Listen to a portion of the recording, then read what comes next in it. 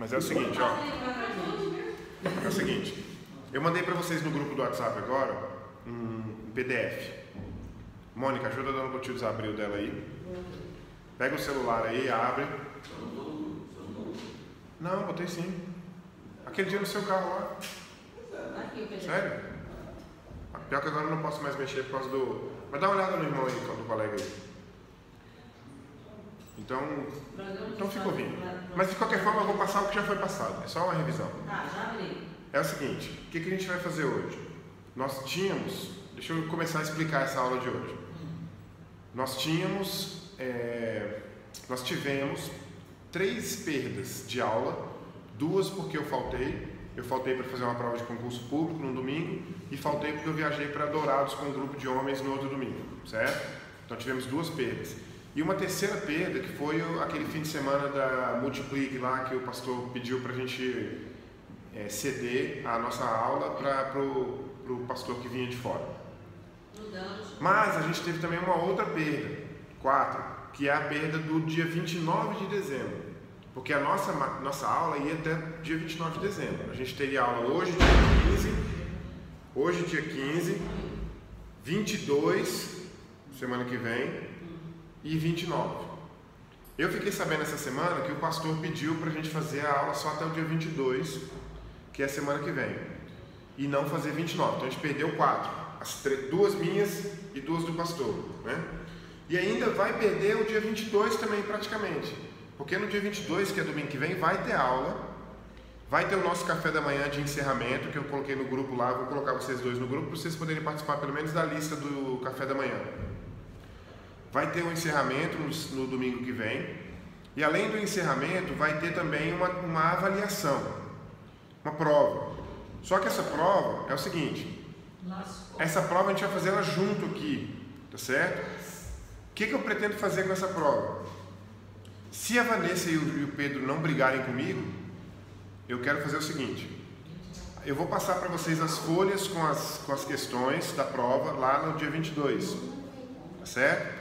E a gente vai ler a pergunta, vai conversar sobre a pergunta, daí vocês colocam a resposta. Isso vai significar o quê? Que vocês é que vão responder, não importa quem, todo mundo junto e tal. Quando a gente chegar a um consenso da resposta, a gente escreve a resposta lá e fecha. E passa para outro, e outro, e outro. E aí todo mundo vai ser aprovado na avaliação, com nota máxima. A ideia não é você fazer lá escondido, de cabeça baixa, e acertar ou errar e eu corrigir depois. A avaliação é mais porque durante a avaliação você vai fazer o que você vai fazer aqui hoje também, que é uma revisão geral para você relembrar o que você aprendeu. A avaliação não tem nada a ver com reprovação, com nota para aprovação. É só isso. Então não deixem de vir na semana que vem porque vai ter avaliação. Não deixem de vir. Você não vai fazer a avaliação sozinho, você vai fazer junto com todo mundo. Todo mundo vai ter as mesmas respostas no papel aí. Entenderam? Certo? Beleza. Outra coisa. Aí na semana que vem eu pretendo fazer a avaliação durante o café da manhã. Então a gente vai comendo. Eu vou tentar fazer uma experiência na semana que vem. No sábado à noite eu vou chegar aqui na igreja e vou tentar colocar as mesas, sabe essas mesas aqui? Vou tentar fazer 2 fileiras de fora a fora e a gente vai ficar sentado ao redor dela. Então vai ficar... Oi? Em forma de U. E aí vai ficar todo mundo ao redor da mesa e a gente vai comendo e fazendo a prova. Daí a gente encerra bem, encerra com descontração e tal. Vai ser interessante. Com a barriga cheia e tal. Certo? Então não deixem de vir na semana que vem. Bom, aí nesse sentido vocês perceberam, a gente perdeu então 2 aulas que eu faltei, o dia que o pastor pediu, o 29 que o pastor pediu para não ter aula, que já está na hora do recesso, e o 22, né? Que é o dia da avaliação, que não vai ser aula. Isso significa dizer que o nosso conteúdo foi espremido. A culpa obviamente é minha, porque se eu tivesse... na verdade, vocês lembram do primeiro dia de aula que eu planejei 3 aulas de... Eu planejei 3 aulas de respiro, né? Assim, tipo, se eu faltar ou se acontecer alguma coisa, eu tenho 3 lá no final. Mas 3 não foram suficientes, porque a gente acabou perdendo 5. Eu vou fazer uma programação diferente para o semestre que vem para isso acontecer com menos risco. Mas isso é coisa que acontece, não é culpa de ninguém, é uma circunstância da igreja, tá? Mas isso implica em dizer que hoje nós temos 3 capítulos. É claro que esses 3 capítulos vão passar muito rápido um em cima do outro, né? Mas também isso não é exatamente ruim, porque esses 3 capítulos têm uma característica. Eles acontecem cronologicamente no mesmo tempo. Como eles acontecem cronologicamente no mesmo tempo, significa dizer que você vai estar acompanhando ele. Hoje eu esqueci o cabo do computador para ligar lá e esqueci o meu cristal. Por isso que eu não estou colocando no quadro. Como é o mesmo tempo cronológico, tá não. Significa que você não vai perder em termos de sequência, vai perder em termos de conteúdo. Eu vou falar menos. Eu vou falar durante 1 hora e 10 minutos mais ou menos para 3 capítulos. E ainda vou fazer uma revisão hoje ainda, que é essa que está com vocês aí no grupo. Quem chegou agora, abre o grupo aí que eu mandei um PDF agora cedo. Eu não cheguei. Na rua eu não chego. Ah, ela está sem internet na rua. Por que o seu não chegou, Beth? Você tem internet? Porque a Mônica já abriu? Já abri. Então cada um vai verificando sua internet pessoal aí para ver. É.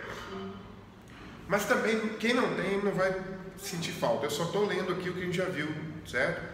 Então olha só, esse texto que está aí começa da seguinte forma. Ele começa assim: a apresentação do curso que você aprenderá nesse curso. Então vamos rever para ver se a gente aprendeu. Como Jesus Cristo, número 1, como Jesus Cristo cumpriu a sua promessa na grande comissão de estar com a igreja, com a sua igreja. Aí abre aspas, Mateus 28, 19. 19 ou 20. Todos os dias até a consumação do século. Oi? Isso aqui foi o mesmo que você mandou no início do curso. Só que agora esse é terminado, porque cada dia que passa eu vou fazendo na aula do dia. Esse aqui é o slide completo. Primeira coisa que eu queria que você aprendesse nesse curso: como Jesus cumpriu a sua promessa na grande comissão de estar com a sua igreja todos os dias até a consumação do século. Eu não vou ficar demorando nas respostas de vocês não, porque a gente não vai ter tempo, mas eu quero que só vocês respondam sim ou não. Tendo visto a história da igreja, e é claro, sendo resultado dessa história, você acredita que sim ou que não? Jesus cumpriu a promessa dele? Ele prometeu: eis que estou convosco todos os dias até a consumação do século. Sim. E é bom ter estudado a história da igreja para saber que Jesus não dormiu lá no século I e acordou no ano que eu me converti, não. Ele esteve convosco, que eu falo assim, eis que estou convosco, né? Ele esteve conosco durante todos os 2000 anos, certo? Inclusive agora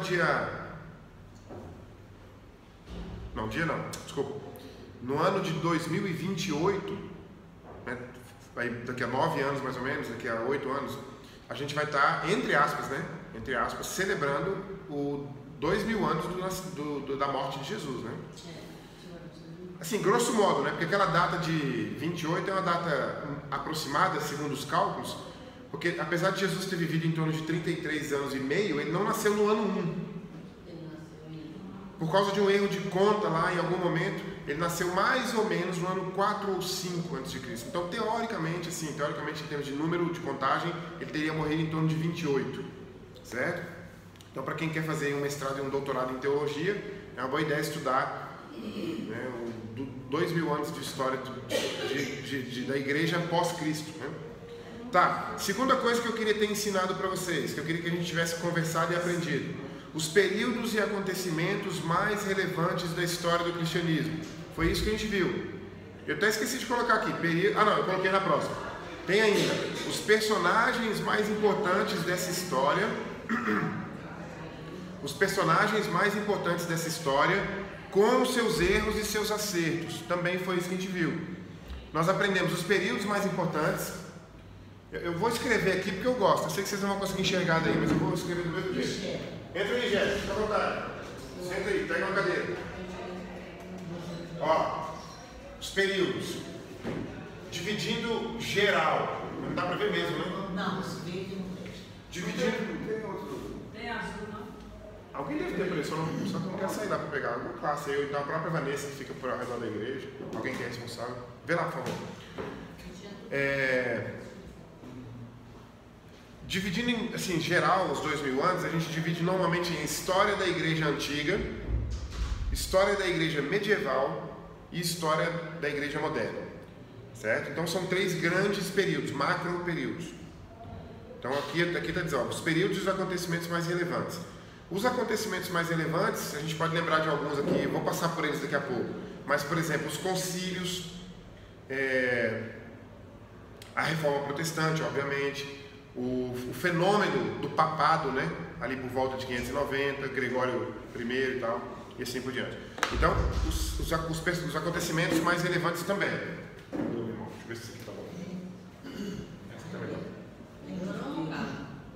Os acontecimentos, já falei aqui dos períodos maiores, né? Da ponta até a ponta aqui. Se você dividir, ficaria mais ou menos 3 períodos: antiga, igreja antiga, medieval e moderna, né?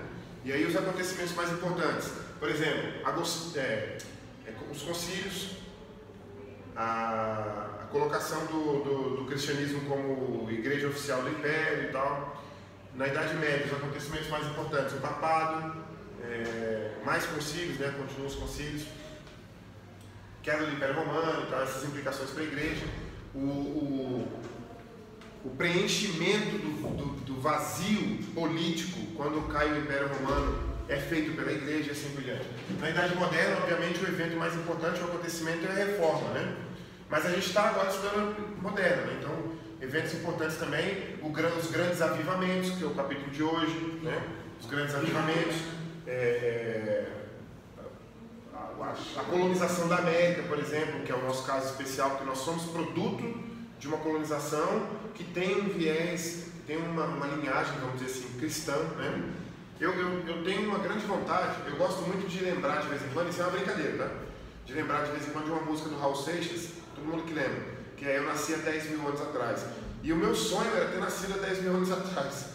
E está vivo até hoje, claro. Porque se eu tivesse 10 mil anos de vida, eu faria tudo o que eu queria, né? Claro. Tudo que eu queria. Por exemplo, eu tenho vontade de estudar de verdade, porque a aula de hoje, que nós vamos ter o capítulo 10 e 11, é missões modernas e reavivamentos.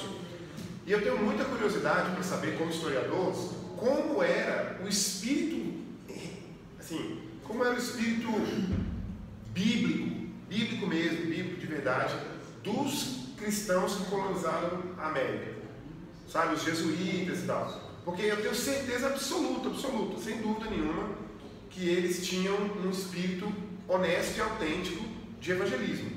E eles não evangelizavam naquela época igual a gente evangeliza hoje, porque simplesmente ninguém faz nada naquela época que a gente faz hoje, claro, porque são 500 anos.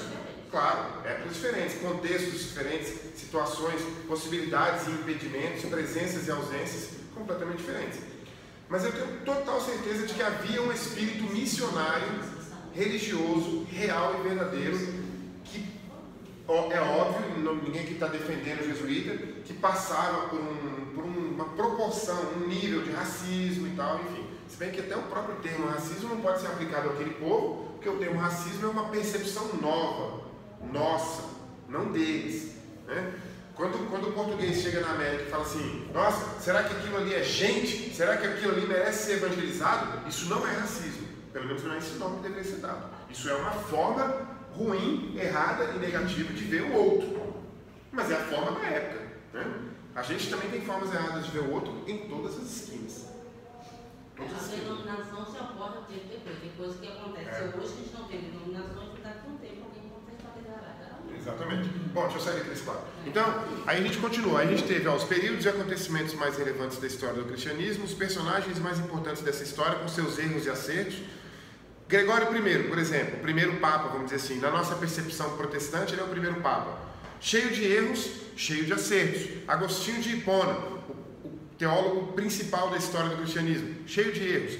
Tomás de Aquino, outro teólogo importante, praticamente um dos fundadores do sistema filosófico melhor que existe no mundo, a escolástica, cheio de erros, cheio de idolatrias, erros e acertos. Daqui a 1000 anos, professor Marlon da EBD lá de 1000 anos atrás, cheio de erro, cheio de acerto. É assim que é, né? Então não tem essa. O Felipe, mais desse raciocínio aí e desses concílios, foi o concílio de Jerusalém. Houve um problema lá. Lá no primeiro, lá no Atos. E lá foi o marco desses concílios. Sem dúvida. Os caras compraram a ideia de, vamos sentar aqui para tratar desse assunto. Problemas, exato. Solucionar problemas. Eu vi uma frase uma vez que diz que problema só serve para ser solucionado. Tem que solucionar, né? Apareceu, tem que resolver. O Felipe, que é o nosso colega aqui da turma, que hoje ele está na classe de criança, ele comentou comigo essa semana uma coisa legal. Ele falou assim: professor, bom, não me chamou de professor, Marlon, uma das coisas mais legais que eu peguei assim desse curso, poxa, esqueci o que eu ia falar, peraí. A festa dele. Lembrei. O que eu achei mais legal foi você ter dito pra gente que nós, protestantes, entregamos para o domínio católico o estudo dos pais da igreja. O que a gente chama de patrística. Patrística é um setor do estudo da história da igreja que concerne aos pais da igreja. E nós, evangélicos, nós não estamos muito interessados neles, mas tem umas explicações, né? Tipo, esses caras são todos santos da igreja católica, eu vou ficar estudando santo? Poxa, tudo bem. Você não vai estudar santo com angiologia, não, com... Esqueci o nome que dá para estudo de santo. Acho que angiologia é estudo de anjo. Angiologia é... Esqueci o do santo aí. Angelologia. Não, angelologia é do anjo, né? Bom, tem um nome lá que se dá para o estudo dos santos. Não é disso que eu estou falando. É de pegar, por exemplo, e jogar no mesmo pacote um Tomás de Aquino e um Agostinho de Hipona e um monte de outros. A gente não deveria ter feito isso, mas também já é tarde. Cabe a um professor de escola bíblica igual a mim aqui ficar tentando arrumar um ou dois que queira retomar o domínio desses estudos, né? Mas enfim, personagens mais importantes com erros e acertos. A geografia. É o de santo. Qual? É o de santo? Tá, a geografia. Ou agiologia. Então agiologia é de santo e angelologia é de anjo. Isso. Próximo, que a gente aprendeu: identificar as práticas atuais da sua igreja, da nossa que eu falo não é central não, batista tradicional, Convenção Batista Brasileira, com o desenvolvimento da história eclesiástica. Por exemplo, por que os batistas surgem na cena da história? Uma das razões é porque eles acreditavam que havia que se batizar quando tivesse consciência. Por isso, Ana Batista, ou batismo novamente. Então é só uma forma de você ver que a gente está inserido numa história, né? Mais uma, contaram, agora acho que essa aqui é a última. Não, é a última. Contar uma narrativa da história da igreja cristã. A ideia é que ao final desse curso você fosse capaz de, conversando com alguém, na família, nas festas, no trabalho e tal, você ser capaz de dizer para essa pessoa o que você aprendeu, numa frase, num parágrafo ou dois, numa sequência, numa fala. Ou seja, você vai contar a sua própria narrativa do que você aprendeu. Vai faltar 95% do que você aprendeu, é claro, mas você vai preenchendo à medida que você vai repetindo a leitura de um texto e conversando com alguém e assim por diante. Então eu acho que a primeira parte aqui, o que você vai aprender, a gente conseguiu cumprir, foi ótimo. Eu tinha colocado lá se havia algum requisito ou pré-requisito para o curso, nenhum, exceto o grande desejo de conhecer a história do cristianismo desde o seu advento. Foi o que a gente fez, né? Para quem é esse curso? Lá no começo a gente olhou. Pessoas inteligentes como você, que reconhecem a importância do conhecimento da história dessa que é a maior religião monoteísta da atualidade, né? E para quem é esse curso também? Eu tinha colocado aqui cristãos, católicos, ortodoxos e protestantes, porque à medida que o tempo fosse passando, alguém poderia chamar um colega do trabalho para vir assistir às aulas, como o Felipe disse que ia fazer com o colega dele, e aí para qualquer um serviria, né? Seguidores de outras religiões interessados em conhecer os desdobramentos da história dessa religião, dessa outra religião, que é o cristianismo. Bom, o livro que a gente usou, está aqui o nome e tal. Aí a gente entra nos conteúdos. A gente estudou uma introdução à história da igreja, a plenitude do tempo, o legado judaico, o legado grego, né? O que aconteceu ali no Atos dos Apóstolos, a primeira igreja e tal. A gente estudou isso. Depois a gente estudou, número 2, os pais apostólicos, que o nosso livro listou aí o Clemente de Roma, o Inácio de Antioquia, o Policarpo de Esmirna, o pastor de Hermas. E eu tinha dito para vocês uma vez que a gente tinha o seguinte: a gente tinha Jesus como sendo o primeiro, e aí a partir dele, os 12, né? 1, 2, 3, 4, os 12, e a partir dos 12, os seus próprios discípulos lá, entendeu? Em algum momento dessa linha aqui aparece você aqui, ó.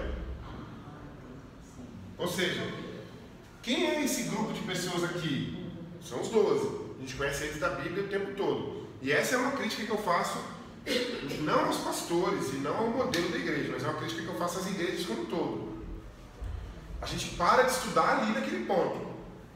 A gente mal sabe o que acontece com João, que é o último, que é exilado numa ilha. Bom, a gente sabe que ele é exilado numa ilha chamada Pátios, porque está lá no Apocalipse. Acabou o Apocalipse, meu amigo, Apocalipse 21, é 21 ou 22? Acabou o Apocalipse 21, que inclusive é um livro pouco pregado pelos pastores, né, porque os pastores ultimamente têm procurado pregar aquilo que a gente entende. E Apocalipse é muito complicado para entender, né? Demanda muita atenção. Acabou o Apocalipse, pronto, não estudo mais nada. Tem hora que eu tenho a impressão de que alguns membros de igreja, o clero, o laicato, né? Tem a impressão de que do ano 95 depois de Cristo até hoje não aconteceu nada. Sim, não, eu nasci, tinha uma igreja lá, tinha um prédio lá que construiu aqui em Brasília na década de 60.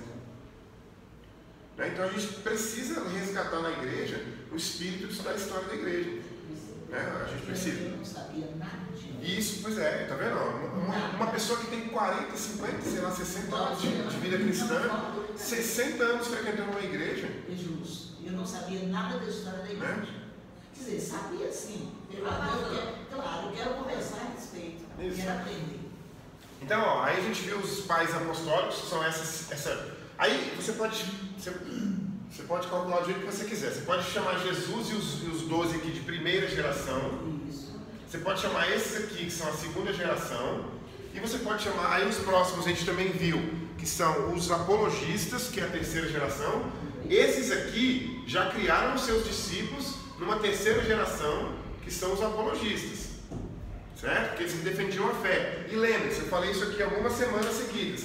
As coisas aparecem à medida que há uma demanda. Alguém está acusando você de ser canibal, vamos dizer que a gente não é. Apologética. Alguém está acusando você de incesto, né? Porque tinha o amor, a festa do amor, né? O festival do amor, não é festival, não é. O banquete do amor e tal. É homem como é que é? É homem que se relaciona sexualmente com a irmã, né? Porque eu chamo a minha esposa de irmã em Cristo, logo é incesto.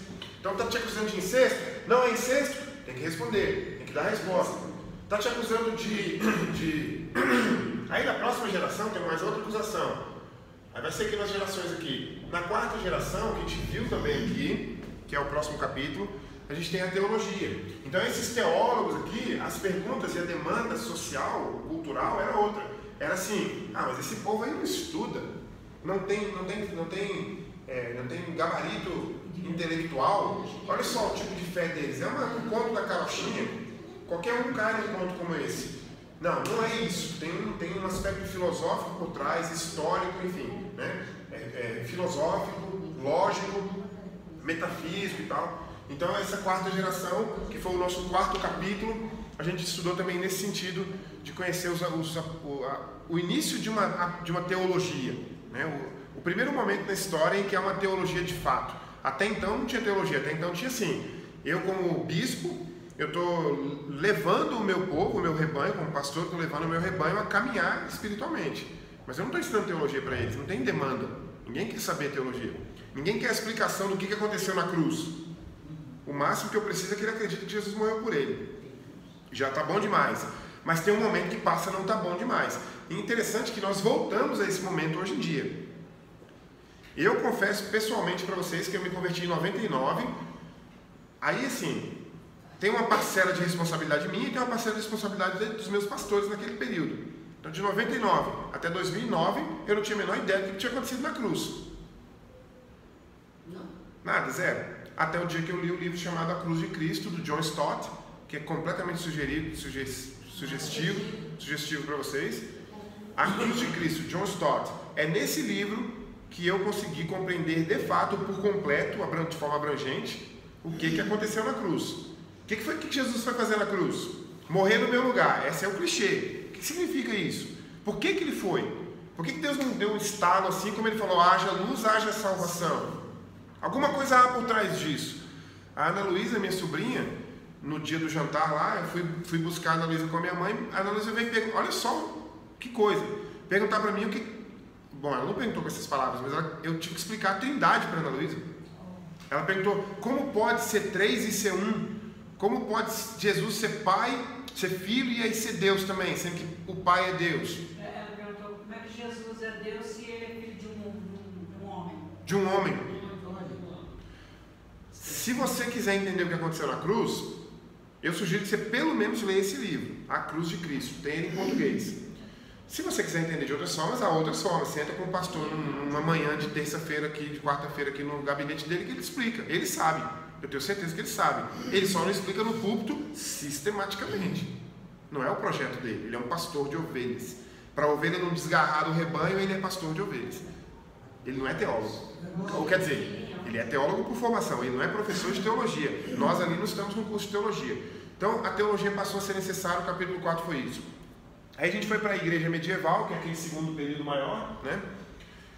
Na igreja medieval a gente estudou o islamismo, que foi importante para o cristianismo, estudou o cisma do Oriente, né? Então a gente tinha aquela linha, né, que iniciava, vai do começo até o fim, né? De Jesus até hoje. E aí a gente tem as quebras, né? Então a gente tem a primeira quebra, que a primeira quebra é o cisma. Esqueci o ano do cisma, 1400 e... Esqueci. A gente tem a reforma protestante. Ah não, quer dizer, a primeira quebra é cristianismo saindo do judaísmo, né? Os cristãos deixam de ser judeus, vamos dizer assim, né? Então é saída do judaísmo. Ou na verdade eu posso escrever aqui, cristianismo de fato, né? Aí depois a gente tem o cisma. Aí depois a gente tem a reforma. E aí a gente tem a continuação aqui, que é a Igreja Católica Romana, até hoje continuando da mesma linha lá atrás, né? Controverso isso, é claro, porque os protestantes dizem que eles é que voltaram para a linha lá de trás, né? Mas aí também cabe a cada um de nós julgar por conta própria. As cruzadas também foram nesse capítulo. Eu me lembro que eu dividi a Idade Média em 3 aulas, porque não dava para falar de 1000 anos em uma aula só e tal. Teologia escolástica. Falei agora há pouco aqui, o sistema filosófico mais importante da história do pensamento é produto cristão, né? Tomás de Aquino, Suma Teológica e tal. E aí, obviamente, o capítulo seguinte foi o capítulo 6 da Reforma Protestante. Para falar de reforma, a gente fala de contextos e pessoas. Então, Martinho Lutero, João Calvino, Zwingli, John Hus. A gente não falou muito do John Hus, porque ele estava fora do livro, né? A gente não seguiu o livro. Os anabatistas, os presbiterianos e assim por diante, né? O capítulo 7 é a Contra-Reforma, que eu expliquei para vocês que a Contra-Reforma tem existem duas formas de perceber a Contra-Reforma. Uma delas é o que a Igreja Católica fez em prol de si mesma nesse período, revendo ou revisando os seus problemas. Isso é uma forma de Contra-Reforma, reforma interna da Igreja Católica, né? Por exemplo, o fim das indulgências é uma perspectiva interna da Igreja Católica. E a Contra-Reforma também era o que a gente católico, eles disseram, o que os católicos fariam em contrariedade aos evangelhos, né? O Concílio de Trento, por exemplo, é a culminância da Contra-Reforma, né? Concílio de Trento, que é a Guerra dos 30 anos e tal. Bom, aí veio o capítulo 8 e 9, juntos, mais ou menos, mas em aulas separadas, que era a Revolução Científica e o Iluminismo, lembra? As duas aulas mais complicadas que a gente teve, porque foram aulas muito especulativas, né? Foram aulas literalmente de viajar aí no pensamento, né? Falamos de metafísica, de ontologia, coisas que vocês com certeza não devem se lembrar mais, porque realmente é complicado. Então foi racionalismo, iluminismo, liberalismo teológico, né? Hoje tem um aspecto também do liberalismo teológico ainda na aula de daqui a pouco. E aí a gente encerrou, a aula passada foi... aí a aula passada foi isso. Então foi iluminismo, Então, nas últimas 2 aulas a gente teve racionalismo, iluminismo e liberalismo teológico. Então, esse aí é o resumo, muito rapidamente, 20 minutos, do que nós vimos durante esse semestre, certo? Alguém tem algum comentário rápido para fazer antes da gente começar já os capítulos de hoje, capítulos 10, 11 e 12? Algum comentário, alguma observação? Eu achei interessante que essa semana que a gente falou desse negócio de formatura, aí teve a missa, né? E teve a Eucaristia. Aí, na hora que as meninas perguntam, assim, qual a ceia? Eu falei assim, mais ou menos, só que eles consideram que é o corpo e realmente que é o corpo e o sangue de Cristo. Aí quando você falou do canibalismo, eu lembrei dela, ela falou, como é que é? Eu falei, vocês consideram que realmente estão comungando o corpo e o sangue de Cristo. Assim, a gente fala do canibalismo, como é que eles entendiam que era canibalismo, como é que era absurdo eles entender, mas as meninas também ficaram assustadas. Tipo assim, eles acham que eles estão comendo o corpo e o sangue de Cristo, sim, eles acham que eles estão comendo o corpo e o sangue de Cristo. Tem que lembrar só que é o seguinte, eu não consegui na hora de explicar para ela lá, mas na hora que elas ouviram a primeira vez, como elas não têm convívio com aquilo, né, elas se assustaram com a ideia de que você realmente estava comendo o corpo e o... Só que lembrar um detalhe, o católico acredita que Jesus ascendeu ao céu. Sim. Logo, o católico não está dizendo que o que a gente está comendo é literalmente a carne de Cristo. É o corpo e a carne. Eu como católica. Mas... Eu fui católica. Porque na mesma igreja que teve o culto da missa, tinha uma história lá que falava muito da paróquia São José, o quê? De uma certa vez, você não pode deixar a hóstia só, né? Que o pessoal contava muito lá, não sei se essa história já rola por lá, faz muitos anos atrás. Que contava a história de uma vez que foi um satanista na igreja e ele pegou a hóstia, porque é a obrigação do menino, porque eu quero ver se você engoliu. Que o cara não engoliu, que o pessoal foi atrás porque ele queria fazer um feitiço, sei lá o que for, com a Eucaristia. Além das histórias que tem dentro da igreja, que aquilo está ali, tanto é corpo e sangue de Cristo, como tem lá de padre Joaninho, como é que chama o padre lá? Cícero. Padre Cícero.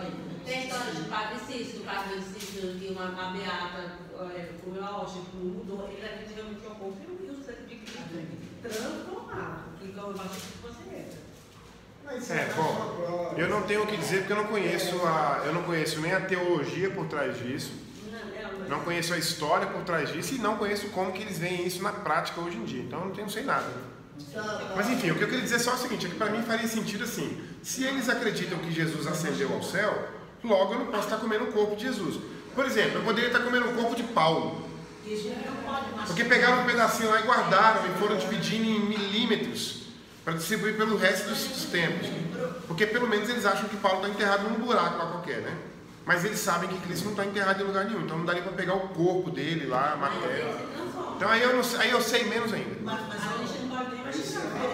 A gente não pode mastigar a hóstia. O padre põe a hóstia, você sai da com a boca fechada, quietinha, você ainda no seu lugar e não mastiga a hóstia. Nem pode estar com Porque ela se dissolve, Claudinho, isso é dissolve. Nem o padre vai dizer que não é. Ele está falando, nem o padre vai dizer que ali é o corpo. Nem o padre. É a mesma coisa que o Álvaro está falando. Fala só. Não, fala Na hora da comunhão, fala do corpo de Cristo. Como Mas ninguém vai, nem o padre vai dizer que é igual o Mário falou. Se o Espírito já acendeu, você vai queimar de si. Estou falando da carne de Cristo em si, materialmente falando, entendeu? Porque a expressão corpo de Cristo a gente usa aqui também. Sim. Tanto que eles não mastigam, porque se mastigar está machucando a carne. É a carne. E é todos têm assim, não pode, porque está machucando a carne.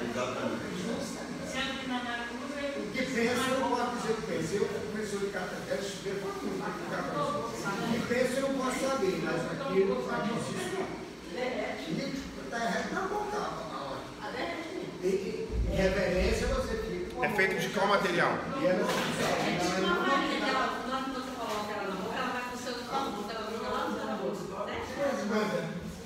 não tem fermento, não tem. Bom, beleza. É bom ouvir os comentários porque a gente vai ouvindo de quem teve a prática, né? Igual o Valadares que disse lá que foi católico há muito tempo e tal. Mas enfim, foi o comentário que a irmã fez. Algum outro comentário aí sobre a parte da revisão? Não? Então, olha só, a gente vai estar... Para quem está com o documento que eu mandei pelo WhatsApp, é esse aqui que a gente vai agora, ó, 10. Quem quiser achar aí. Se você quiser olhar o número de página, a página 22. É o seguinte, vamos pensar assim, ó. A gente vai aqui agora para o século 18, 19 e 20, os anos de 1700, 1800 e 1900. E a gente vai falar sobre duas coisas ao mesmo tempo: missões e reavivamento. E eu escolhi o versículo para basear nossa aula hoje, o versículo óbvio das missões, né? O clássico, né? É o Mateus 28, 19 mesmo, não tem segredo, né? Ide, portanto, fazer discípulos de todas as nações, batizando-os, esses discípulos, né? Em nome do Pai, do Filho e do Espírito Santo, ensinando-os a guardar tudo que eu vos tenho ensinado e tal. E eis que estou convosco até o fim do século. Eis que estou convosco até o fim dos séculos, né? Dos séculos. Certo? Bom, se você for pensar em termos de história dos 2000 anos, a gente teve assim, primeiro momento da história da igreja, essencialmente missionário. Por causa da perseguição, as pessoas tinham que, vamos colocar assim, fugir ou escapar ou mudar de lugar, e iam com o seu cristianismo e eventualmente podiam evangelizar no lugar para onde iam, ou podiam se retrair desse evangelismo por causa da proteção. Então, a partir do século II, dos anos 100, né, 101 até 200, a gente tem uma diminuição no espírito missionário, vamos dizer assim, por causa de questão de segurança, mas não deixa de existir um espírito missionário. Tem minha mãe tem um livro de história do cristianismo, que eu acho que é do Franklin Ferreira, que tem um mapa, que tem um monte de pontilhadinho preto, e esse pontilhado é os lugares onde o cristianismo já havia chegado até o século III. Então, assim, muitos lugares, ou seja, não parou de ter o espírito missionário, mesmo depois da primeira igreja, mesmo depois do primeiro século, de João, certo? Aí você passa por uma série de períodos em que você tem altos e baixos em termos de missões. E o mais interessante é que um dos momentos de baixa, né, nas missões, é exatamente depois da Reforma Protestante. Quem poderia supor aí ou sugerir qual a razão que os reformadores... Perdão, eu disse isso aqui na aula da Reforma, vamos ver se vocês lembram. Por que os reformadores não deram muita atenção às missões? Quem lembra, ou quem gostaria de dar alguma ideia? Por que os reformadores não deram muita atenção às missões? Porque já está dificuldade. De acesso? Não, o acesso sempre foi o mesmo até a Revolução Industrial. A Revolução Industrial criou, por exemplo, as linhas de trem, né? Então, até criar as linhas de trem, o acesso sempre foi o mesmo. Sempre foi cavalo, a pé, carroça, né? A barco, claro, né? via fluvial. Então, qual seria a razão? Você pensa assim, poxa, nós somos evangélicos, nós somos produto da Reforma Protestante, e nós somos, se eu fosse usar uma expressão negativa, nós estamos por aqui já de missões, né? O que eu quero dizer com isso é, tudo que a gente faz está envolto em missões. Por que não era assim logo no começo dos protestantes? Por causa da perseguição? É quase isso, a palavra é quase essa, a gente poderia mudar, por causa dos conflitos. Mas não era mais perseguição igual era lá, por exemplo, no século II, até o século III, até a primeira metade do século III. Mas eram conflitos entre os católicos e os protestantes. Só que esses conflitos, eles não eram só assim... Eu lembro de uma piada, essas piadas informativas, né? Não é uma piada maldosa e nem de engraçadinha. Mas é uma anedota, pronto. Uma anedota que era assim... Não sei se vocês sabem que a Irlanda tem um problema grave de sectarismo cristão, né? Os protestantes e os evangélicos, os protestantes e os católicos têm um problema de sectarismo terrível na Irlanda. E aí tem uma piada que o cara tá voltando de uma festa sozinho à noite, e num beco escuro, e aí vem um grupo de pessoas na frente, e ele fala assim, pô, será que eu corro, será que eu não corro? Vou passar no meio desse grupo aqui, vamos ver o que vai dar. E aí quando o grupo aborda ele, o cara saca uma arma, o cara do grupo saca uma arma, aponta para ele e diz assim: católico ou protestante? E aí o cara pensa: poxa, se eu disser que sou católico e esse for um grupo protestante, eles vão me matar. Se eu disser que sou protestante e o grupo for católico, eles vão me matar. Ou seja, o grupo não era cristão. Aí ele pegou e falou assim: ó, eu sou ateu. Aí quando ele falou que ele é ateu, o cara baixou a arma, aí ele passou pelo grupo, o grupo liberou ele. Aí 2 segundos depois que ele começou a andar, o cara voltou: opa, para. Aí apontou a arma de novo, aí perguntou: ateu católico ou ateu protestante? Ou seja, esse tipo de conflito, não nessa proporção. Estou dando um exemplo da Irlanda, mas é... Então, você está tentando sobreviver do ponto de vista de igreja, por exemplo. Imagine que você é um líder religioso de uma igreja protestante na Alemanha no século XVII, 1620, por exemplo. E aí você vê que você vive num reino, né, um reino germânico que tem um rei. Aí vamos supor que esse rei seja católico e você está numa igreja protestante. A Sé, o Vaticano, quer dizer, Vaticano não, né? A igreja católica, não existia Vaticano na época. A igreja católica central em Roma está cobrando desse rei que não haja nenhuma congregação protestante no seu reino. Porque o protestante normalmente não paga imposto, o protestante não quer pagar imposto, não quer devolver dízimo para Roma, não quer pagar... Eu tenho um livro lá em casa que ele mostra uma lista, se eu não me engano, se eu não estou enganado, dá 8 tipos de cobranças de impostos ou taxas impostos pela igreja católica na Europa. 8. Eu posso estar enganado no número, mas com certeza não é pouco. Então assim, esse cara não quer se submeter à igreja católica. E por causa disso, ele precisa lutar para sobreviver como igreja. Então você acha que um cara desse vai estar preocupado em preparar e enviar missionário para qualquer lugar do mundo? Não vai. Não passa pela cabeça dele isso, né? Esse é um dos motivos. O outro motivo, que é um pouco mal visto e mal entendido, e eu também não vou explicar ele muito bem, porque eu também entendo ele pouco, é o motivo de que o calvinista acredita que Deus selecionou aqueles que serão salvos. Então, as missões não perdem sentido, mas elas mudam o sentido. Então eu não vou mais evangelizar alguém para a pessoa decidir por Cristo. Eu vou evangelizar por outras razões. Mas eu estou aqui procurando sobreviver no meio desse reino católico, ou então eu posso estar num reino protestante também. Eu estou querendo ajudar o meu rei aqui a sobreviver como igreja, porque os católicos estão em cima querendo acabar com isso. Seja como for, não havia um espírito missionário por essas razões práticas, não por razão teológica ou emocional ou intelectual, por razão prática, certo? Então a gente tem essa queda de novo na história da igreja, essa queda de novo no espírito missionário. O espírito missionário vai começar de novo, e é o que a gente tem no nosso capítulo aqui, bom, a gente sempre coloca uma pessoa para ficar mais fácil identificar um tempo, né? Mas o nome que a gente vai usar, o que o livro trouxe, que é o William Carey. E o William Carey, ele é um inglês que é o primeiro... Na verdade, o William Carey ele é um marco nas missões modernas, e quando eu falo moderna, pessoal, é moderna no sentido de que está no período moderno, né? Não é moderno no sentido que é inovador, tecnológico, não é isso não, é moderno no sentido de que está no período que nós chamamos de idade moderna. Ele é um marco, por quê? Porque ele faz, já no século XIX, no século XVIII, XIX, ele faz algo que nós fazemos hoje, certo? Deixa eu ver se eu lembro.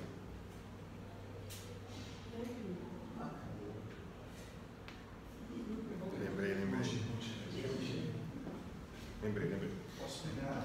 Pega aí, meu irmão. Então, ele conseguiu fazer já naquela época, não é que ele fosse inovador ou que ele fosse visionário, é que o que ele fez foi tão bom que a gente faz até hoje. Vou citar só 2 coisas no mínimo. Ele fazia o quê? Ele conseguia, olha só, 2 não, vou citar mais 2. Ele era treinado e dava treinamento missionário. Então ele era treinado num lugar específico para fazer missões. E obviamente ele dava esse treinamento para outros serem missionários também. Isso lá no século XIX, 18, 19. 2, ele ia para o campo missionário, no caso dele especificamente foi para a Ásia, certo? Que é o que a gente faz hoje. Então a gente, por exemplo, o Vitor, pastor Vitor, está agora lá no momento preciso. Está lá no Rio tirando férias, as últimas férias, entre aspas, antes do trabalho de fato. Então, primeiro ele foi chamado depois ele foi treinado e agora ele vai para o campo. E ele vai para o campo lá na Índia. E o que ele vai fazer lá? A mesma coisa que o William Carey fazia. A mesma coisa assim. Bom, algumas diferenças, né, de época e tal. Ele é sustentado por igrejas e por pessoas. Ou seja, ele não é autossustentado e nem o governo também. Não tem nada a ver com igreja e Estado. Que é a mesma coisa do Victor, por exemplo. Né, do Victor e da Juliana. São sustentados pela igreja. É interessante quando a gente fala aqui na igreja que quem envia o missionário é a igreja, né? Quando a gente oferta para missões, nós somos a igreja enviando o missionário. Outra coisa que ele fazia, ele reportava de lá da Índia o que estava acontecendo no campo missionário, tanto para manter os ofertadores, os ofertantes, quer dizer, informados, quanto para as pessoas poderem orar adequadamente, né? Que é o que o Victor vai fazer, que é o que o Rodrigo fez lá durante aquele tempo todo. Reportava de volta para a igreja o que estava acontecendo no campo no momento. Obviamente que o Rodrigo mandava um e-mail, né? O Victor vai mandar um WhatsApp, mas o William Carey mandava uma carta, uma correspondência ou uma pessoa. Vai lá e diz isso. Ele vinha de vez em quando também na Inglaterra e saía pelos lugares falando sobre coisa que os missionários fazem aqui também. Certo? Então, por essas razões, pelo modelo muito semelhante que ele já fazia naquela época, que nós fazemos até hoje, com algumas mudanças importantes, é claro, ele é considerado o pai das missões modernas, né? Mas também um outro aspecto missionário é o aspecto dos Estados Unidos. Os Estados Unidos, eu gosto de comparar a história da colonização da América do Norte com a colonização da América Latina. Primeiro porque eu sou latino-americano, eu sou historiador, e segundo porque realmente foi no mesmo período semelhante, foi de forma semelhante, não foi igual, mas foi semelhante. Mas existem muitas diferenças muito importantes entre a colonização americana e a colonização brasileira. Uma delas é que tipo de religião foi para os Estados Unidos, né? Então, quem é que ia para os Estados Unidos? Eram já na época protestantes, primeiro os peregrinos, depois os puritanos. O nome puritano é um nome, sabe aquelas situações clássicas em que o nome de um grupo é um nome ruim que deram para o grupo e o grupo se apropriou daquele nome ruim e se transformou num nome bom, sabe? Metodistas, por exemplo. Vocês são cheios de métodos, né? Cheios de história e tal. Isso é um comentário negativo, pejorativo. Opa, não, gostei disso aí. Nós somos metodistas mesmo, né? Sabe, ontem eu estava preparando essa aula de hoje e eu me lembro que nas eleições do ano passado, algumas pessoas que falavam que não ia votar no Bolsonaro diziam, porque ele é fundamentalista, né? E essa palavra fundamentalista, ela está associada ao cristianismo. E é engraçado porque no dia que essa pessoa falou isso, eu falei assim, opa, eu também sou. Está falando de fundamentalista? Eu também sou. Porque eu entendo o que significa fundamentalista. Eu não trato do conceito de fundamentalismo como tendo sido ultrapassado pelo tempo ou apropriado de formas incorretas por outras pessoas. Para o nosso opositor, fundamentalista é o cara que não cresce, não tem progresso, que não tem intelectualidade, que restringe tudo, cheio de proibições, né? Quando na verdade é o contrário, o nosso opositor é que impõe restrições a tudo, né? Via Estado, né? Não, então enquanto eu tomo café você explica. O café serve para isso. Não, eu acho assim, eu sou do outro lado. Eu não nem você é opositor? Eu sou esquerdista. Eu não vi a justificativa de que eles falavam que o Bolsonaro não se liberou nem porque é fundamentalista. Primeiro, que ele não se justifica para essa questão, né? Que ele é restrito, que ele é uma pessoa preconceituosa, é outra história. Mas eu não digo para você que a esquerda é dessa forma. Que ela é uma esquerda restritiva. Mesmo porque ela parte do princípio que a ideia que a gente tem hoje, que nem você falou, antigamente se você falava que eu era, se você chegasse para mim e falava assim, eu sou cristão, eu falava assim, eu sou ateu, você tentava me convencer, não era isso? A ideia de que tem hoje, de que cada um acredita da sua forma, é uma ideia de que vem do regime de esquerda. Verdade. Não é uma ideia de regime de pluralismo, né? Que é um problema grave no cristianismo hoje em dia, pluralismo religioso. Mas eu estava dizendo no sentido do Estado, né? O Estado controlando tudo. Eu falei no sentido burocrático. Burocrático da situação. Até porque vocês são chamados de liberais morais, né? Liberalismo moral. Mas... Aborto? Tô nem aí. O corpo não é meu. Não tô nem aí. Homossexualidade?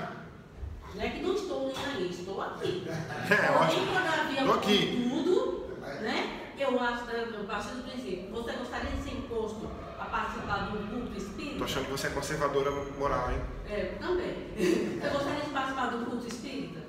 Eu não. Pois é. Então, Bom, como historiador eu iria lá para ver como é que é. Não, para ver como é que eu também já fui. Mas, assim, eu não posso te obrigar a participar do culto espírita. Então, eu acho que a maneira que se contradiz é a partir do momento que eu digo assim, eu tenho direito à minha crença. Sim, você tem direito à sua crença. Mas a partir do momento que eu digo que a sua crença não pode ser executada, eu estou dizendo que o quê? Eu posso impor a minha, não quero que você imponha a sua minha. Então, o convencimento para mim do cristianismo, né, é aquela seguinte questão: Cristo andou com prostituta, com bêbado, com ladrão, de tudo que é jeito. Ele nunca falou que eles estavam certos. Em algum momento ele fala: não, vocês estão certos de roubar, de prostituir? Não. Ele sempre falou que ele estava errado, ele sempre corrigiu, mas ele nunca impôs e ele converteu muito mais com isso. Ele foi condenado exatamente por isso, porque ele conseguia, através de uma forma pacífica, né, convencer as pessoas de que o comportamento que ele tinha, que a doutrina que ele estava formando, trazendo, né, apesar que ele não colocou, ele não fundou nenhuma doutrina. Não especificou doutrinas, né? Não, ele nasceu na doutrina judaica, ali ele cresceu, nasceu, morreu, como diz essa história, não falou no momento nenhum essa religião é errada ou essa doutrina, mas ele teve um comportamento que o comportamento dele convenceu. Eu acho que o nosso meio está em princípio de mim, que a gente tem um comportamento que não convence. Eu tenho um discurso, mas o meu comportamento não é esse. Eu prego sobre um Deus de amor, graça e misericórdia, né? Que amava indiscriminadamente, que corrigia com amor. E eu não tenho esse comportamento. Como é que eu creio nesse Deus? Como é que eu digo que esse Deus morreu pela minha salvação? Como é que eu digo que esse Deus é o princípio das minhas atitudes e eu não vivo tal atitude? É a mesma coisa eu chegar para você e falar assim, eu acho a leitura extremamente importante. Quantos livros você lê? Você olhar no nenhum, não. Eu acho a leitura importante, você não lê, como é que você... Uma forma de não cumprir o que prega, né? Não praticar o que prega. Não, eu acho que é hipocrisia mesmo, caratismo mesmo, mas a gente tem, e eu acho que a discussão sobre isso, toda vez que você percebe na história que há uma oposição, que você diz que tal coisa existe ou que tal coisa não existe, que você gera uma discussão, gera mudança de comportamento, né? Então a gente tem que mudar o nosso comportamento. Eu sempre falo para a Ana Luísa que você tem que ser o cristão que você gostaria de encontrar. Que cristão você gostaria de encontrar? Se você quer encontrar um cristão, importa que seja assim. Não, eu concordo com a sua fala, na verdade só queria dizer em termos de burocráticos só. Eu falei restritivo em termos burocráticos, né? Mas também nem lembro por que eu falei isso, me ajuda a lembrar aí por que eu entrei nessa comparação. Da eleição passada de falar de não votar em Jair Messias Bolsonaro. Sim, lembrei, ótimo. Aí é o seguinte, aí quando dizia, ele é fundamentalista, opa, eu também quero ser fundamentalista, porque aí na história, inclusive entra esse aspecto aqui, nesse período, um pouquinho depois desse período aqui, o fundamentalismo seria estritamente o seguinte, o liberalismo teológico que a gente viu na aula passada, que começa na Europa, ele avança para os Estados Unidos, certo? Como ele avança para os Estados Unidos, a palavra liberalismo teológico é um termo fundamental, porque é o seguinte, por exemplo, Jesus morreu na cruz, será que morreu mesmo? Já é liberalismo. Jesus ressuscitou, rapaz, ressuscitou, Jesus ascendeu aos céus, não, aí você já está exagerando. Isso é liberalismo teológico. É lógico que eu estou colocando aqui num contexto geral, tudo num pacote só. Mas então, quando tem liberalismo teológico nos Estados Unidos, aqueles conservadores das doutrinas, eles dizem, isso aqui não está legal, então a gente precisa voltar aos fundamentos. Daí fundamentalismo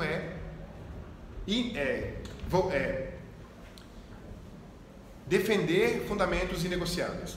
Só que é claro que se desdobra para outras situações. Por exemplo, é muito provável, não sei se é possível, aliás, é possível, não sei se é provável. É possível que você encontre a raiz do racismo moderno nos Estados Unidos dentro do fundamentalismo americano. Talvez você encontre, eu não sei, eu acho que é improvável, mas é possível. O que eu quero dizer com tudo isso o fundamentalismo, ele começa com uma conotação que na minha posição é boa. Eu queria ser fundamentalista nesse sentido. Se eu fosse acusado de qualquer coisa, de qualquer rótulo cristão, eu queria ser acusado de conservador, de fundamentalista. Por quê? Porque eu estou falando o seguinte: conservar o quê? Atos, Mateus, Marcos, Pedro, Tiago, primeira, segunda carta aos Coríntios e assim por diante. Eu quero conservar aquilo ali. Se eu conseguir pautar o meu evangelho com base naquilo ali, eu estou conservando aquilo ali. Aquilo ali é o fundamento. Logo, conservador, fundamentalista. Agora, onde quer que você encontre práticas do tipo que a irmã colocou agora, esse comentário que a irmã colocou agora, ele leva 10 anos para resolver. Não é nem 10 minutos e nem uma aula, no mínimo. Mas eu penso assim, se isso aí é liberalismo, isso aí é moral liberal, é liberalismo moral. Tipo assim, eu preciso permitir que o outro tenha liberdade para conduzir a vida dele tal como ele deseja conduzir. E eu, tendo essa liberdade também, vou conduzir assim como Cristo conduziu a dele. Agora, eu, Marlon, especificamente Marlon, só abrindo um parêntese pessoal, não é o caso da aula, eu não penso assim. Eu penso que Deus vai cobrar o sangue das pessoas que morreram ao nosso redor de uma forma diferente do tipo, né? Tipo, tapinha na cabeça, né? Ah, não, mas você viveu com um super exemplo. Ela não se converteu porque não era para se converter mesmo. Mas você está de parabéns, você viveu o exemplo. Eu não penso assim, mas eu não estou dizendo que o seu jeito esteja errado e o meu esteja certo. Eu penso que o posicionamento do cristão tem que ser, obviamente, de testemunho. Sim. Mas acontece que quando Jesus amou todos, ele amou todos no amor ágape. E o que a esquerda, eu vou usar a palavra que você usou, não tinha usado essa palavra em nenhum momento. O que a esquerda chama de amor, por exemplo, deixa ele amar, né? Ele tem o direito de amar. Eu preciso amar ele, assim como Jesus amou o bêbado. Nem sei se bêbado tinha lá no contexto bíblico, mas o... Mas devia ter na época, porque bêbado só para antigo, não, com certeza havia bebedeira, né? Eu penso assim, esse amor que está sendo pregado hoje do tipo, não, mas eu preciso amar todos como Jesus amou, não é o amor ágape. Não é. A questão não é amar como Jesus amou, porque a gente não vai ter nunca essa. Sabe qual a pessoa que você vai assustar agora se eu disser para você que Jesus confrontou ela e... Aliás, eu já entreguei, né? Pedro, quando Jesus chega para ele e fala assim, Pedro, tu me amas? Aí Pedro fala assim, claro que eu te amo. Aí Jesus pergunta de novo, Pedro, tu me amas? Claro que eu te amo. Pedro, tu me amas? O Senhor sabe. Presta atenção no que Jesus diz para ele. Pedro, tu ágape. Tu me ágape. O que Pedro responde? Sim, eu filia. Em outras palavras, Pedro, tu me amas? Jesus, o Senhor sabe que eu gosto de você. Daí Jesus pergunta de novo, Pedro, não perguntei se você gosta de mim. Você me ama? Jesus, claro que eu gosto de você. Daí Jesus fala assim, Pedro, você gosta de mim? Aí Pedro fala, poxa, Senhor. Porque aí o próprio Pedro cai na real. Poxa, Senhor. Poxa, Senhor, eu não te amo. Eu não te amo. O Senhor sabe que eu não sou. Aí nesse momento, eu acho que é o Espírito Santo que incomoda Pedro. Não sei, eu vejo assim, tá? O Espírito Santo diz para Pedro assim, o amor que Jesus está falando, você não tem capacidade de ter. Sim. Então diz para ele que ele sabe disso. Tipo assim, poxa, Senhor, o Senhor sabe que eu não tenho condições de amar o Senhor. Aí a gente quer vir amar o planeta inteiro no século XXI para ser legalzinho com o mundo. Acho que a diferença entre o amor, por exemplo, você tem uma família, você tem uma esposa, tem filhos. Aí você te pergunta, tu ama sua esposa? Eu amo minha esposa. Tu ama sua esposa como você ama seus filhos? Não. Porque o amor que você tem por uma pessoa, o amor que eu tenho... Amor eros. Não é questão do amor eros não, mas é a questão de doação que eu digo. Por exemplo, eu posso amar muito, você pode amar muito a sua esposa, mas se um dia você tiver que confrontar, por que você dá outra, você dá a vida pela sua esposa, você dá a vida pelos seus filhos? Então, eu sei onde é que vai chegar essa conversa. O que eu quero dizer eu acho, como eu disse, eu tinha aberto um parênteses da opinião pessoal. Eu não concordo que a gente deva amar gratuitamente todo mundo à vontade, como você acha. Então nós dois somos contraditórios nesse ponto. Contraditórios não, antagônicos nesse ponto, né? Eu acho que é diferente, mas a gente pode conversar depois e eu explicar o que eu acho que é amor. certo? Inclusive, quem quiser saber o que eu acho que é amor, pode já ir começando a ler o livro do C.S. Lewis lá, Os Quatro Amores, né? Pois é. Bom, aí continuando aqui então, ó. Parece que houve uma mudança tão rápida aí na explicação que talvez não fechou. Não, o que eu queria fechar era para não continuar a explicação mesmo, de propósito. Mas eu falo do outro assunto anterior, que foi por que os reformadores... Boa. Isso. Por que os reformadores... Você está falando das missões? Não, das missões eu disse, é porque eles tinham um problema de conflitos com o Estado, por exemplo. Eu estou num reino católico, ou então eu tenho um conflito com Roma, porque eu estou num reino protestante. Então, nesse sentido, não tem como pensar em missões. Não tem como pensar em evangelizar. E aí o William Carey, já passando dessa resposta que eu dei agora há pouco, ele tem essa perspectiva que eu falei agora do Vitor e do Rodrigo. Né? São perspectivas modernas, no sentido de que é da época moderna, mas também contemporâneas nossas. Porque é assim que o Rodrigo e o Vitor são missionários. Né? Bom, a gente tem uma série de nomes, essa lição é uma lição com muitos nomes, esses dois capítulos. Não faz sentido eu ficar repetindo esses nomes aqui, tem muitas datas e muitos nomes. Mas está aí no seu livro, você pode ir lá olhar. O que a gente pode colocar junto dessa linha histórica? Cronológica. Primeiro grande despertamento e segundo grande despertamento. Você pode chamar de reavivamento também. Primeiro grande reavivamento e segundo grande reavivamento. E eu não quero falar sobre nenhum deles individualmente, mas eu quero dizer que eles dois têm, os dois, o mesmo pressuposto, que é a oração e a percepção de um liberalismo que começa a se exacerbar. Né? A percepção de um liberalismo que começa a exacerbar é um liberalismo do tipo, de vários tipos. Por exemplo, eu não consigo fazer nada sobre isso, então eu cruzo os braços. Esse é um tipo. Por exemplo, você fala assim, os jovens americanos estão bebendo muita bebida alcoólica. O que nós, como cristãos, temos que fazer? Aí você tem várias respostas. Número 1, não consigo fazer nada, então vou cruzar os braços. Número 2, eles têm liberdade para beber à vontade. Deixa eles beberem à vontade. Número 3, deixa ele beber e volta para isso. Como é que pode ser ruim? Número 3, eu não bebo e convivo com ele. Ele vai uma vez olhar que eu sou legal e vai parar de beber. Número 4, eu posso proibir ele de beber. Você está proibido de beber. Enfim, eu estou dizendo que tem várias. Tem a sua, tem a minha, tem a de todo mundo. O que eu quero dizer é, qual é o tipo de resposta que se dá diante das demandas sociais? Aliás, eu detesto essa palavra social. Diante das demandas culturais, né? Diante das demandas do mundo, seculares. E a resposta não é a mesma para todo mundo. E por isso é que a gente tem o fundamentalista, que quer voltar à resposta bíblica. E depois também, o fundamentalista não é perfeito não, tá? O fundamentalista depois tem outros aspectos. E aí os despertamentos começam, os reavivamentos começam sempre com oração e uma percepção de um afrouxamento muito grande. Eu acho que no mínimo, onde há muito afrouxamento, há muito risco. Certo? Eu acho que no mínimo isso. Então eles viam da mesma forma. Então onde está muito frouxo, há muito risco. Né? Muito risco de eu posso me comprometer. Por exemplo, o liberalismo teológico alemão que a gente estudou na aula passada, ele negava até mesmo a ressurreição de Jesus. Esse contexto é de um afrouxamento teológico. Poxa, vamos conversar sobre... Eu uso uma frase que eu nunca ouvi de ninguém, essa frase é minha. Se vocês quiserem citar na internet, na rede social, aí tem que colocar meu nome lá embaixo. Há questões bíblicas que a gente discute. Senta na mesa, discute, faz curso superior, faz mestrado e doutorado. Né, teológica. Tem questões que a gente não discute. Jesus ressuscitou para que eu não morresse? Sim, e ponto final.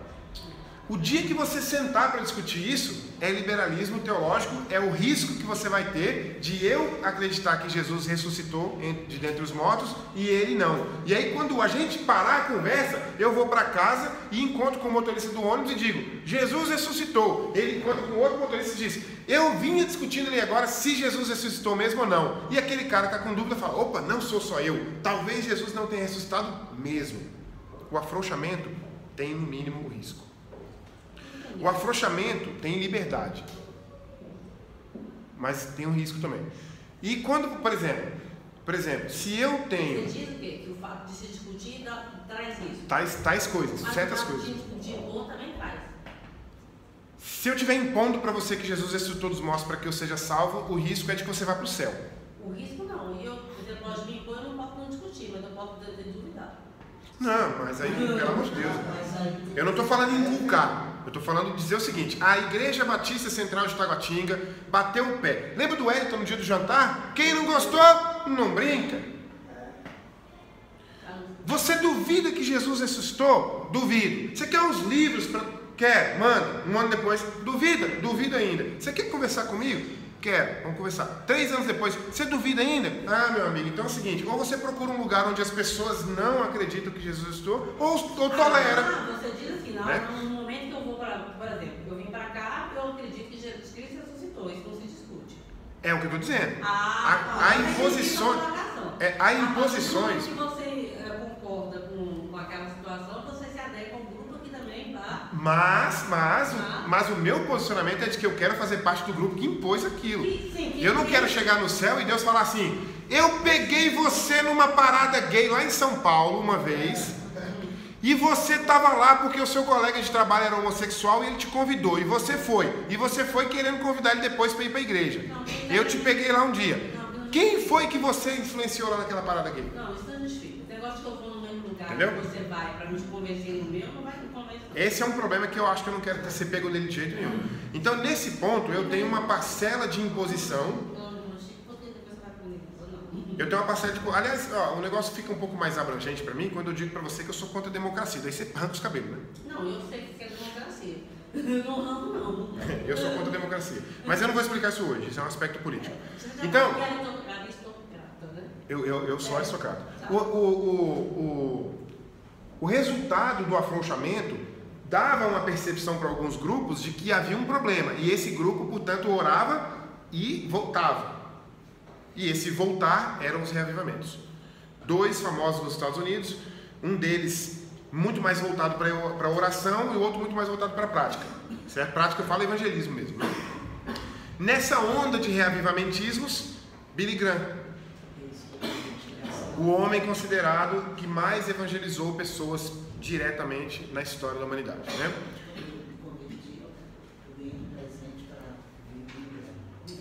Foi. Bom, o capítulo 12, que é o que a gente encerra agora nos próximos minutos, nessa mesma velocidade que a gente está indo, chama A Igreja e a Modernidade. Se eu tivesse escrito esse livro, chamaria A Igreja e a Pós-Modernidade. Tudo bem. Os problemas centrais da modernidade que esse capítulo aborda, e eu concordo com esse capítulo, e aqui vai ter outro debate de novo, debates saudáveis, né? É o darwinismo, grossíssimo modo, Alfredo, o darwinismo é o seguinte. Tem mais de 100 anos que eu não provou nada, né? Teoria. É o seguinte.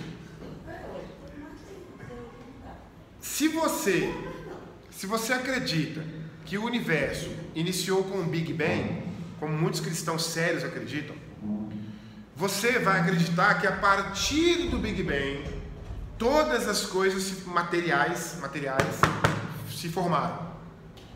Então formou a água, formou a atmosfera, formou o vento, formou o ar, H2O, todas as substâncias químicas. E aí a evolução explicaria que, como o tempo foi passando muito lentamente, quem é que tem ideia de quando é que foi o Big Bang? Quanto tempo atrás? Quantos? 6 bilhões e meio. Milhões? 4,5 bilhões de anos. 4,5 bilhões de anos atrás. Bom, aí há uma explosão há 4,5 bilhões de anos atrás. Essa explosão tem uma expansão. Já viu quando você quebra um copo, que o copo cai assim, e os vidros, quando o copo bate no chão, os vidros, os cacos vão espalhando? Está acontecendo essa expansão ainda. Ela é muitíssimo lenta. À medida que isso vai acontecendo, todas as substâncias vão se formando e as coisas vão se formando ao redor não, à medida que o tempo vai passando. Quem acredita nisso acredita na teoria darwinista da evolução. Claro que a teoria darwinista da evolução não é só isso. Eu estou... grosso modo. O Adalto Lourenço, ele usa uma ilustração interessante, que eu acho que não é dele, mas ele usa uma ilustração interessante para dizer como é que funciona isso aí. Que é assim: uma empresa, num ônibus, está carregando lá no ônibus, na carroceria do ônibus, uma caixa de fermento, uma caixa de farinha de trigo, um pote de manteiga, uma dúzia de ovos, 1 litro d'água, 1 litro de leite, chocolate no pacote ali, né? Açúcar, Fermento, acho que já falei, Já falou. certo? E de repente acontece um acidente, esse caminhão capota ali umas 10 vezes, Explode. capota, e ao final do capotamento o caminhão explode e fica pegando fogo durante o tempo. Os bombeiros chegam, apagam o fogo, tiram tiram o motorista da cabine e abre a carroceria do caminhão para ver o que aconteceu com o que estava lá dentro. Quando abre o caminhão, aquele ingrediente, naqueles ingredientes que estavam ali, misturaram no capotamento, como se fosse uma batedeira, e a explosão aqueceu só o lado de fora, esquentou o lado de dentro e se tornou um bolo. Um bolo de chocolate. Na medida, docinho, só cortar a fatia e comer. Sem cobertura. Não, sem cobertura. Porque não tinha o ingrediente da cobertura lá. Essa brincadeira, essa anedota, essa brincadeira que irrita os darwinistas, é uma brincadeira para dizer que para você acreditar no Big Bang, que ele evoluiu desta forma que a gente está aqui hoje, você precisa ter tanta fé quanto o suficiente para você acreditar que o caminhão teria feito aquilo. Mas, quero dizer uma coisa para vocês, as chances de aquilo acontecer com o caminhão, existe essa possibilidade. A probabilidade é que é muito, muito, muito ínfima. Então vamos colocar um número exagerado aqui. Eu tenho esse número lá em casa, podia ter trazido hoje. Não o número do caminhão, mas o número do Big Bang. Era como se fosse mais ou menos assim. Sabe aquela expressão, 1 em 1 milhão? Você quer o que ele tem? Número de quê? Não, você não vai achar não. Bom, não sei, você coloca a probabilidade do Big Bang. Mas aí você vai ter que procurar num site muito específico. Mas enfim, ó, sabe aquela expressão 1 em 1 milhão? Já viu isso? Uhum. Nossa, gente, mas se é 1 em 1 milhão, é uma vez na vida, outra na morte, viu isso? Então lá é 1 em o número. No livro que eu tenho lá em casa, o número tem tantos algarismos que dá mais ou menos 2 linhas de algarismos. O número é real, tá? Não é especulativo e nem é fictício. O número chega a ser esse número com base em cálculos que eu não sei como é que eles são feitos, porque eu não sou cientista. Mas o número está lá. Então a chance de ter capotado o caminhão e acontecer aquilo existe. Existe. A probabilidade é que é muito pequena. Então, tem mais coisa. A evolução, tal como é proposta, grosso modo, na teoria darwinista, da teoria darwinista para cá até hoje, também tem essa probabilidade muito rara. Eu estou falando mesmo uma coisa disso. Só de abrir aqui, tem mais teoria contestando o Big Bang. Não, o Big Bang é inegável, gente. O Big Bang existiu. E tem uma contestando dele. Vocês não acreditam no Big Bang? Eu. Tá, uma outra aula a gente conversa sobre isso. Bom, então o darwinismo era um problema central da modernidade, porque tinha um dos problemas. Sabe qual é o outro? Quem já ouviu falar num conceito, eu quero que você ouça essa aí, viu, Mônica? Presta atenção aí, ó. Quem já ouviu falar num conceito chamado teologia da libertação? Eu já. Já ouviu, né? Ó, a teologia da libertação, ela foi, ou ela é ainda, né?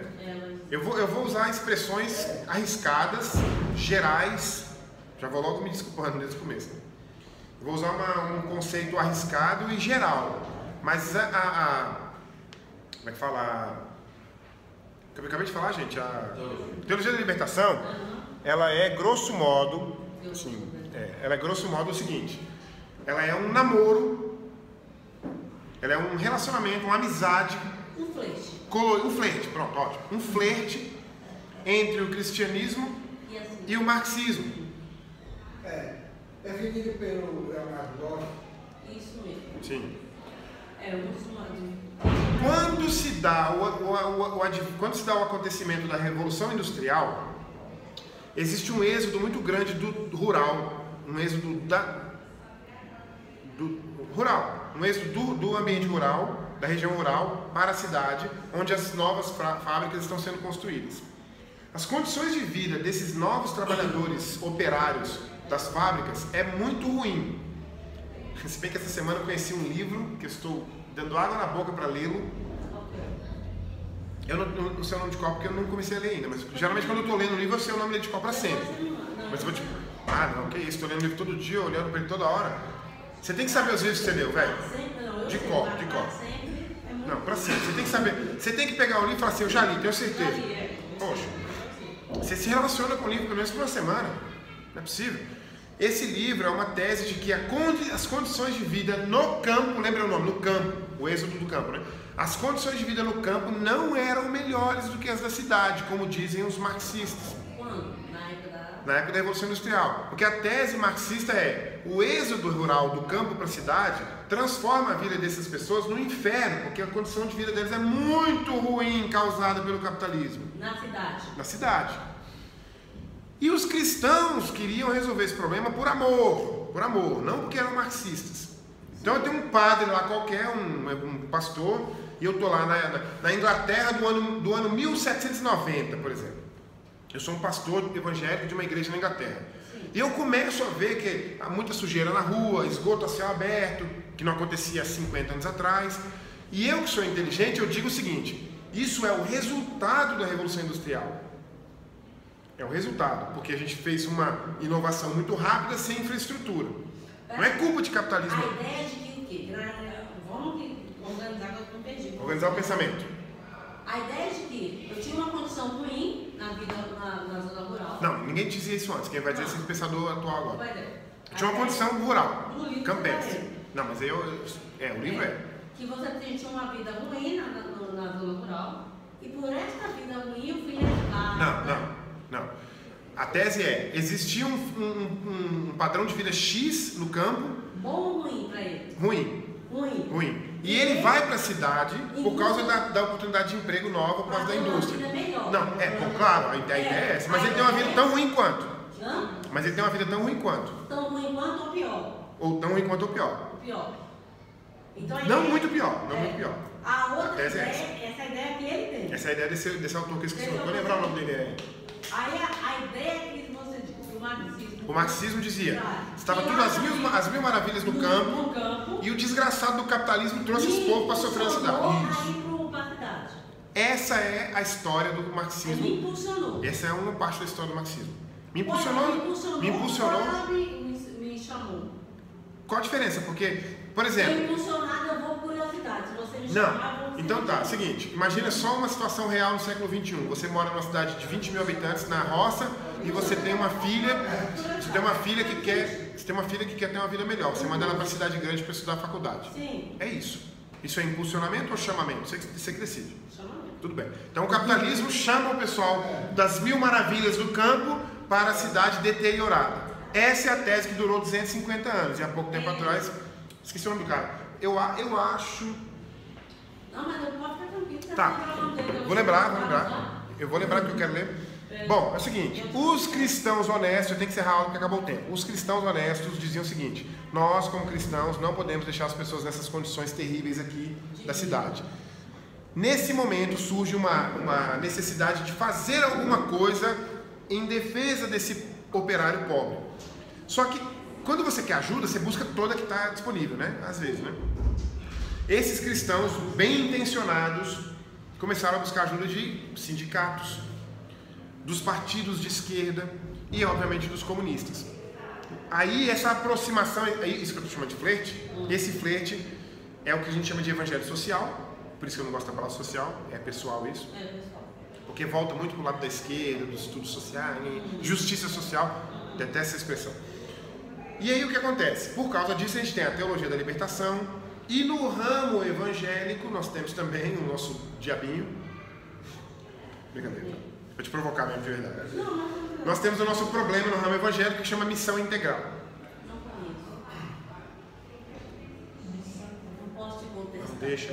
Não deixa ela buscar. Semana que vem não deixa ela buscar no Google, porque o dia que eu fiquei sabendo, eu busquei e eu li mais de 20 livros. Não, 20 não, mentira. 15. Não, Chiblão Clamital. Procurou. Chiblão Clamital. Tô brincando, tô zoando. Tô zoando pra você procurar o nome errado. Não, mas aí eu acho certo. O nome certo é Missão Integral. Missão Integral. Missão Integral da Igreja. Não, eu acho. Se eu vou me deu errado, não deu certo. Infelizmente eu acho que você vai gostar. Às vezes não. Você se define como de esquerda e você vai gostar.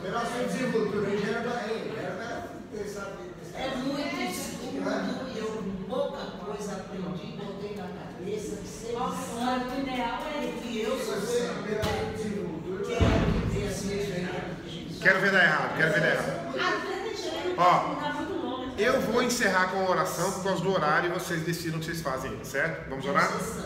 Vamos orar. Obrigado, Senhor, por essa manhã, por essa aula, por essa revisão do que a gente viu. Obrigado por esse semestre, obrigado por esses irmãos que estiveram aqui desde o começo, que foram curiosos, interessados. Eu tenho certeza que eles estão aqui porque sabem que crescem espiritualmente com a EBD, independente do tema, parecer fugidio, independente do tema parecer não ser bíblico, mas eu te agradeço porque esses irmãos vieram a essa aula porque sabiam que teriam edificação espiritual. Eu te agradeço porque o Senhor me usou nesse tempo e te peço em nome de Jesus que o Senhor me use também no semestre que vem, e te peço em nome de Jesus que os irmãos que estão aqui, com tantas indicações de livros, com tantas indicações de pensamento, que eles acertem o pensamento deles com o Espírito do Senhor, Pai. Te peço, Espírito Santo, que o Senhor ajuste o pensamento nosso, não só deles, meu também, claro, ao Senhor, Pai, para que a gente agrade ao Senhor em primeiro lugar e que a gente se agrade de agradar ao Senhor, Pai, porque aí a gente vai estar alinhado com o Senhor, Espírito Santo. Eu te peço que seja assim a nossa vida. E os nomes que a gente tem mania de dar para as coisas, esquerda, direita, evangelho social, darwinismo, tudo isso tem pouca importância quando a gente está alinhado com o Senhor, está alinhado com a Bíblia. A gente quer mesmo estar alinhado com as Escrituras, Pai, porque elas são a palavra do Senhor, que, como diz no livro de Isaías, como Isaías diz, durarão para sempre, Senhor. E eu te agradeço pela sua palavra, que a gente estudou aqui 2000 anos de história da igreja e 2000 anos através dos quais a sua palavra se manteve a mesma. E eu te agradeço, Pai. Te peço em nome de Jesus que o Senhor nos dê uma oportunidade agora no culto de adorar e engrandecer o nome do Senhor, Pai, para a honra e glória do Senhor. Em nome de Jesus, amém. Amém. É isso aí, pessoal. Semana que vem, o café da manhã, no grupo lá tem a lista.